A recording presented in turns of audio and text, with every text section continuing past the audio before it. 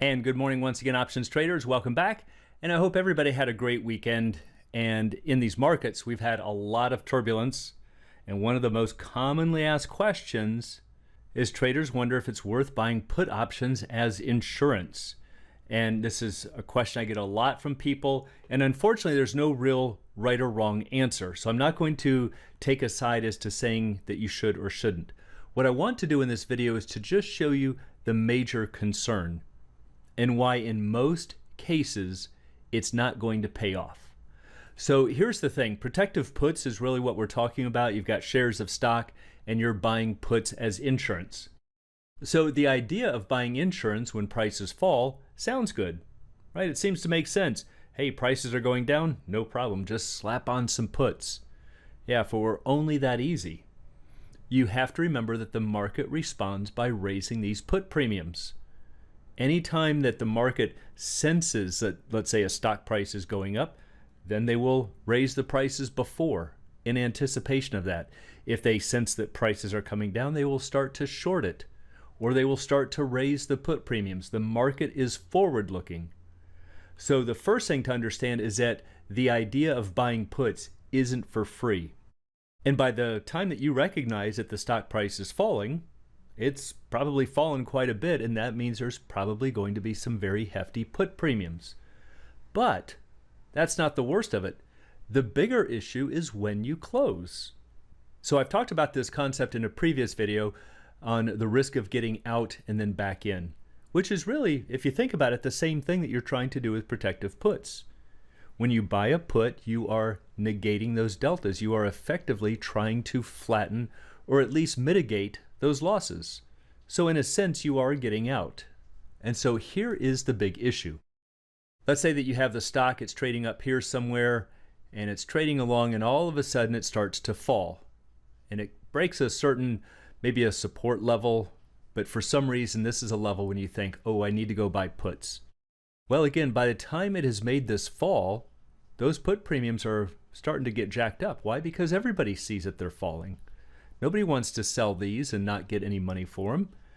And so, yes, you're going to have to pay for that opportunity. But now, let's say that this is what the stock does. Of course, we don't know this back here today. But when you buy your puts, the first problem, the market continues to fall maybe down to here. Do you close your put?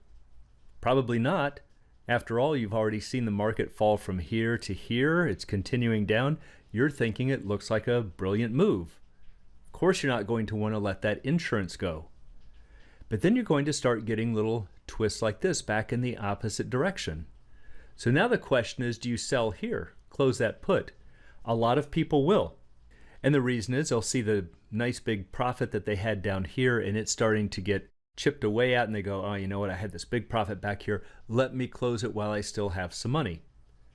But what happens then? If it turns, starts heading back south, you're going to find that this was a horrible decision. And the problem is you don't know.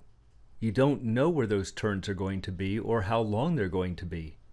And so at some point, even if you do happen to hold it down here, it starts bouncing back up and you're right back into the same problem. Should you close it here? You're going to go, probably not, because that's what it did last time and then it turned south. And after all, I know we're in this big downturn. Let me continue to hold on to my insurance. But what does it do? One time it's going to go up and up, a couple of big gaps over a few days, and then pretty soon the stock price is up here. So not only did you not close your put for a profit down here or down here, but you missed the opportunity to buy.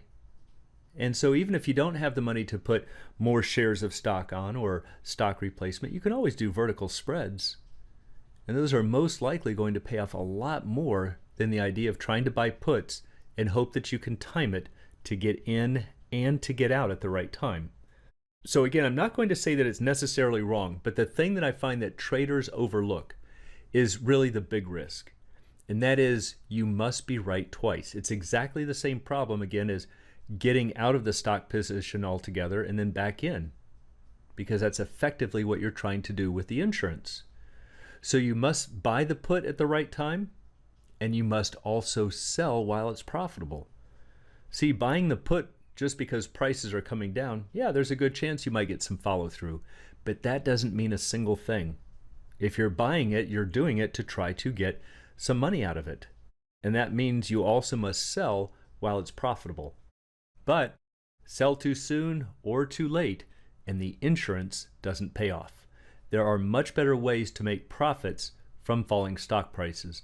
But again, in most cases, buying puts is not one of them. In fact, on a side note, we've talked about rolling. And when you roll your call options in an uptrend, you are mathematically playing the puts to the downside. So there's one I would much rather see traders do, and then use that cash to buy in at the bottom, rather than trying to buy the puts and hope you can get your timing absolutely correct. And so for anyone who'd like to learn more about the art and science of options trading, please check out the Alpha Trader course, Strategy Lab, and a brand new technical analysis course. You can find it all at optionsatoz.com. Also, please join us on the Facebook trading group, Options A to Z, and you can find a link in the description below.